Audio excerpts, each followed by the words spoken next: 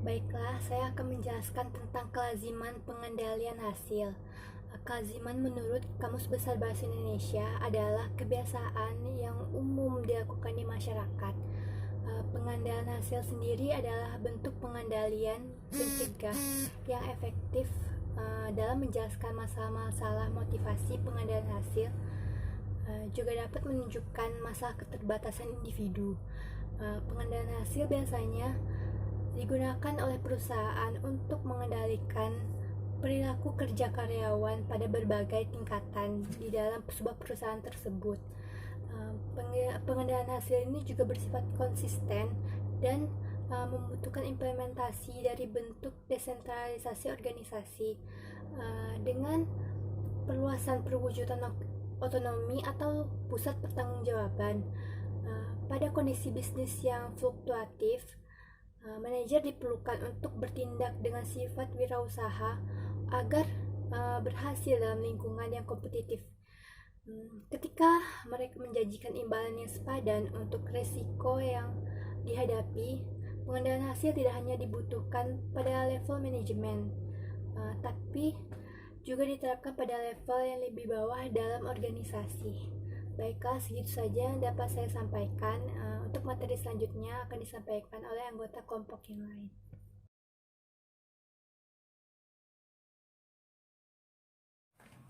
Baiklah, selanjutnya saya akan menjelaskan tentang pengendalian hasil dan masalah pengendalian hasil. Di mana pengendalian hasil itu adalah bentuk pengendalian yang efektif dalam menjelaskan masalah-masalah motivasi. Hasil yang diidentifikasi dengan baik akan memberikan informasi pada karyawan mengenai apa yang diharapkan dari mereka dan mendorong mereka melakukan tindakan sesuai hasil yang diinginkan. Demikian juga dengan pengendalian hasil mengurangi potensi kurangnya pengendalian dan menjadi cara efektif tersebut melalui masalah motivasi. Akhirnya, penghasilan juga dapat mengurangi keterbatasan individu.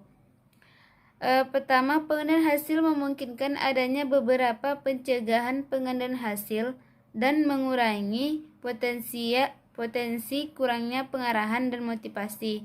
Meskipun pengarahan tanpa pengarahan langsung dari atasan, tiap-tiap karyawan harus diharapkan mampu mencapai apa sih target yang dicapai dalam perusahaan tersebut. Baiklah, itu yang dapat saya sampaikan. Selanjutnya akan dijelaskan oleh teman saya.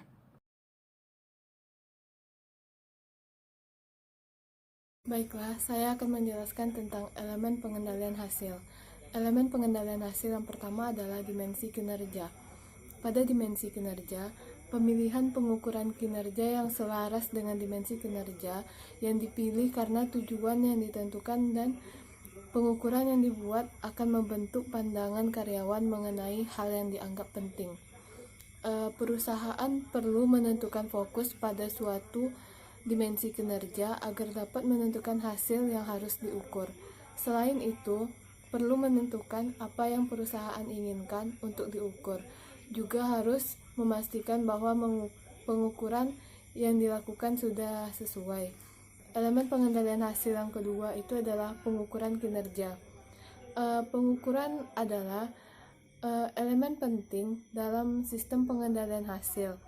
Objek dari pengukuran adalah kinerja yang khusus dari entitas, organisasi, atau seorang karyawan pada periode tertentu. Pada pengukuran kinerja ini biasanya bervariasi di seluruh level organisasi. Pada level organisasi yang lebih tinggi dengan tingkat manajer yang lebih rendah.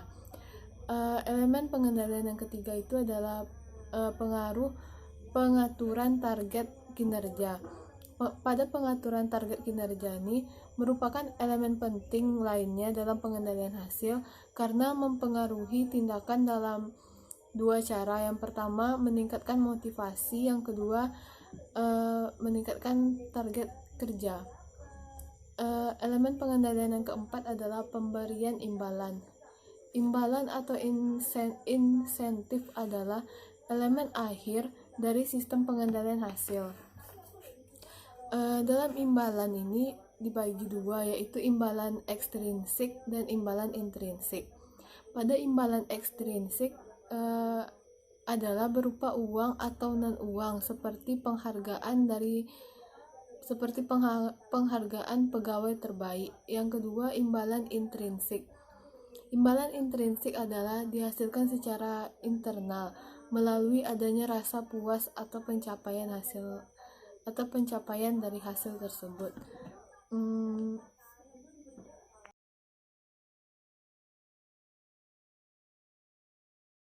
Assalamualaikum warahmatullahi wabarakatuh. Saya Yunia Kurniasih, perwakilan dari kelompok 5 mengenai materi tentang pengendalian hasil. Di sini saya akan menjelaskan subbab yang berjudul kondisi yang menentukan efektivitas pengendalian hasil.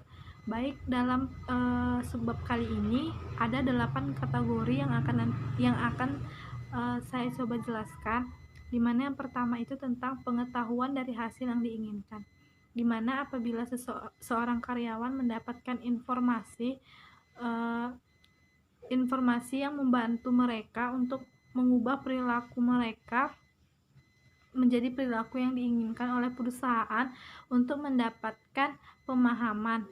Misalnya itu tujuan dari perusahaan tersebut adalah untuk mendapatkan laba secara maksimal, sehingga karyawan berusaha untuk mewujudkan tujuan dari perusahaan tersebut, sehingga harus diketahui oleh seluruh anggota dari organisasi tersebut bahwasannya perusahaan tersebut ingin mendapatkan laba secara maksimal.